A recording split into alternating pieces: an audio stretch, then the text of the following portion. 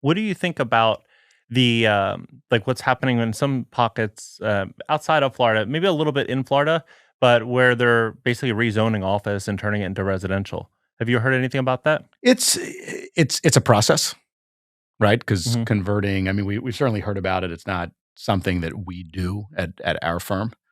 But certainly when you look at some of the big cities where you have these older office buildings that are essentially either are or are becoming obsolete, repurposing those buildings for new or a use that could be helpful.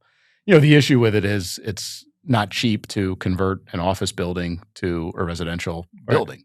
So you need the price to get to a point that warrants investment. So you're certainly seeing some things from the political class putting out incentives to do that. Yep. I was reading about that So last night. that's kind of one thing that helps that, and the other is just the process of coming to Jesus with the owner or the lender of letting that property go essentially for a price if that's the only use for it, right? Got it. So how did you get to where you are right now? And now you're in Florida. Obviously, this is your main focus, but you went to Syracuse, and how this whole thing kind of come about? So I have to say this because it's otherwise my wife would yell at me when I got home. Everything is because of her. Okay. So I started in real estate in 1997 when I was graduating college, and I had no idea what I wanted to do with my life. I'd interned at an investment bank, and I said the summer before, and I said, "Ooh, this is terrible. Who wants to live like this and do this?" And my wife was, I don't remember if it was the New York Times or the Wall Street Journal, but it literally was a newspaper with an ad for a real estate investment training program through a Goldman Sachs owned company called Archon Group, which basically was the manager of Goldman's Whitehall funds. Oh, And back in 1997, doing real estate wasn't cool. So I was capable enough to earn that job. yeah. And that's literally how I started in real estate. I went to work for Archon Whitehall in 97 by answering a ad in a paper after graduating. Hmm. And I just fell in love with real estate and stuck with it ever since. So what was that first like year like? What did you do?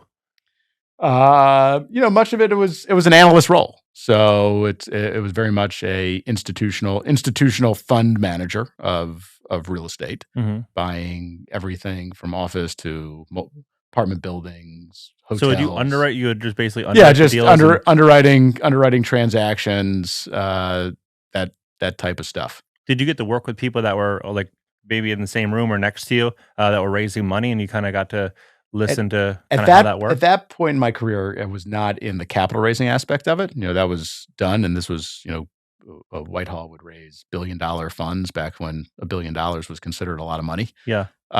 So they were one of the few groups that had that type of buying power in the market. So a lot of what I was analyzing there was large portfolios, you know, bad loan portfolios or large property portfolios, et cetera. And then wound up moving down here about 23 years ago. Also, because my wife said we're moving to Florida, we at that time we were in the Washington D.C. area, and which is where I'm from, and we lived close by my parents. And my wife said, if we don't get out of here, we're going to be divorced within 5 years because I can't stand being by your mother. And so we moved, and Yeah. she was right because we're about to this December. It'll be 25 years of marriage. So my wife was right again. Congratulations. She is from South Florida, so we moved down here. I worked for a large family office for about 5 years before starting, essentially the first iteration of IP Capital Partners. Great. So the family office, were they also investing in this segment of real estate? That family invested from everything from real estate through corporate opportunities, and I focused on the real estate side of their business, and then in 2005 started the first iteration of IP Capital. So we've been through at least one big downturn before, and learned a lot of lessons from that, how to restructure debt and come up with a game plan.